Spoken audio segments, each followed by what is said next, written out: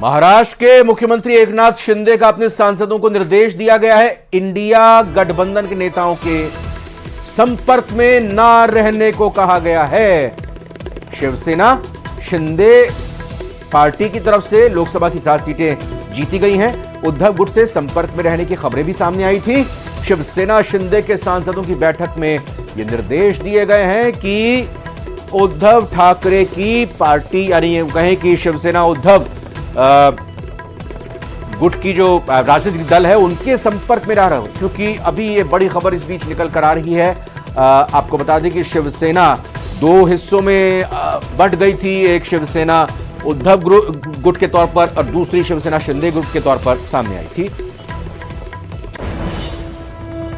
NDA सरकार गठन से पहले ही शर्तों पर बात हो रही है। मंत्रालय को लेकर एनडीए के सहयोगी दलों के अंदर खाने चर्चा बढ़ गई है। बताया जा रहा है कि टीडीपी जेडीयू सरकार में भागीदारी के लिए बड़े मंत्रालय की डिमांड कर रही है।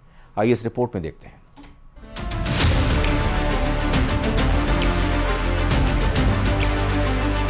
कुछ मंत्री पद हमारे हिस्से में आएंगे।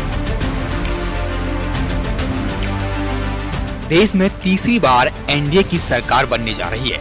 नरेंद्र मोदी तीसरी बार प्रधानमंत्री पद संभालेंगे, लेकिन इस बार सरकार के गठन में शर्तों की भरमार है। जिस पार्टी का जितना वजन है उसकी उतनी ही टशन है। तेलुगु देशम पार्टी की ओर से सरकार में बड़े मंत्रालयों की मांग की जा रही है। कहा जा रहा है स्पीकर पद समेत 5 बड़े मंत्रालयों की मांग टीडीपी की ओर से की गई है। उधर नीतीश कुमार की जेडीयू भी सरकार में भागीदारी के लिए मंत्रालयों की डिमांड पर अड़ी है। हालांकि ये सब सीधे तौर पर नहीं कहा जा रहा। जब हम एनडीए का हिस्सा हैं तो कुछ मंत्री पद हमारे हिस्से में आएंगे। ये प्रधानमंत्री और नीतीश कुमार जी के बीच में है। ना कोई बार्गेनिंग है, ना कोई डिमांड है, ना कोई नाराजगी है। हाँ, विशेष राज्य का दर्जा बिहार को मिले, ये हमारी इच्छा है। चिराग पासवान भी एनडीए के सहयोगी दलों में शामिल हैं। ऐसे में एनडीए की सरकार में उनको भी मंत्रालय मिलना तय है। हालांकि उनकी ओर से कोई मांग नहीं की गई है। भाई, मैं बहुत पूजा पाठ करने वाला व्यक्ति हूँ। महादेव में बहुत विश्वास रखता हूँ और महादेव ने बहुत कुछ दिया है। बहुत नाशुक्रा होऊंगा मैं कि इसके बाद भी अब कोई इच्छा रखूं या महत्वाकांक्षाएं रखूं। बिहार से ही जीतन राम मांझी की पार्टी ने एक मंत्रालय की मांग की है। एनडीए सरकार में केंद्रीय मंत्री रहे रामदास अठावले भी मंत्रालय की मांग कर रहे हैं। पूरे देश भर के कम से कम 20 राज्यों में मैं जाकर आया हूं और वहां के मेरे कार्यकर्ताओं को मैंने एनडीए को सपोर्ट करने के लिए बोलकर मैं उधर आया था। तो इसीलिए इस वक्त मेरी मांग है कि हमको क्या कैबिनेट मंत्री पद मिलना चाहिए। कुल मिलाकर एनडीए सरकार में इस बार शर्तों की भरमार है। जिस पार्टी की जितनी सीट हैं वो अपने हिसाब से सरकार में भागीदारी पर अड़े हुए हैं। Bureau report, news 18। और बड़ी खबर आ रही है सूत्र के हवाले से। बड़ी खबर 9 जून को शाम 7:15 पर नरेंद्र मोदी तीसरी बार प्रधानमंत्री के तौर पर शपथ लेंगे। सूत्र ये जानकारी दे रहे हैं। जी हां, सोर्सेज से ये बहुत बड़ी जानकारी और खबर आपको बताते हुए 9 जून शाम 7:15 पर नरेंद्र मोदी बतौर प्रधानमंत्री तीसरी बार पद और गोपनीयता की शपथ लेंगे। 9 जून को तीसरी बार पीएम मोदी पद और गोपनीयता की शपथ लेंगे। सोर्सेज ये जानकारी दे रहे हैं। सोर्सेज की तरफ से बड़ी जानकारी निकलकर सामने आ रही है। 9 जून दिन रविवार, संडे के दिन 9 जून दिन रविवार 7:15 बजे ये जानकारी मिल रही है। और आपको ये भी बता दें कि इस जानकारी के साथ ही साथ हमने आपको पहले ये खबर भी बताई थी कि श्रीलंका के राष्ट्रपति रानिल विक्रमसिंघे और शेख हसीना प्रधानमंत्री बांग्लादेश, उनको भी न्योता दिया गया है इस समारोह में पद और गोपनीयता की शपथ या यूके की शपथ ग्रहण समारोह में शामिल होने के लिए उनको भी न्योता दिया गया है। तो सोर्सेज से इस वक्त ये बहुत बड़ी खबर, हालांकि कल तक ये जानकारी मिल रही थी कि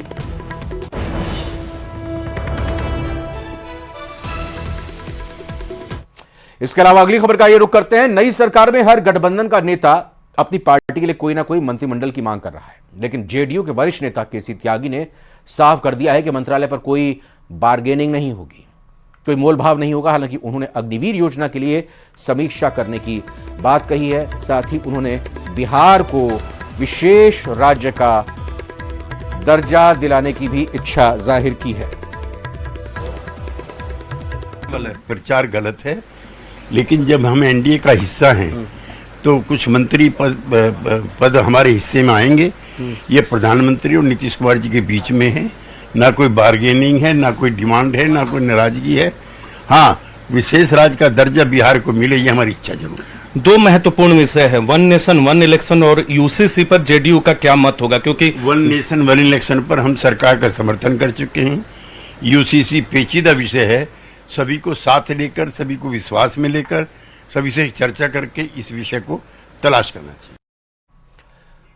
और इस वक्त की एक और सबसे बड़ी खबर यह आ रही है कि जेपी नड्डा, बीजेपी के राष्ट्रीय अध्यक्ष जेपी नड्डा के आवास पर बीजेपी की पिछले करीब 7 घंटे से अहम बैठक चल रही है। इस बैठक में नई सरकार के गठन और सहयोगी दलों की भूमिका समेत कई अहम मुद्दों पर चर्चा हो रही है। तो 7 घंटे से मैराथन बैठक चल रही है बीजेपी राष्ट्रीय अध्यक्ष जेपी नड्डा के आवास पर। जेपी नड्डा के आवास पर यह मैराथन बैठक चल रही है, जिसमें बीजेपी की पिछले करीब 7 घंटों की यह बैठक चल रही है।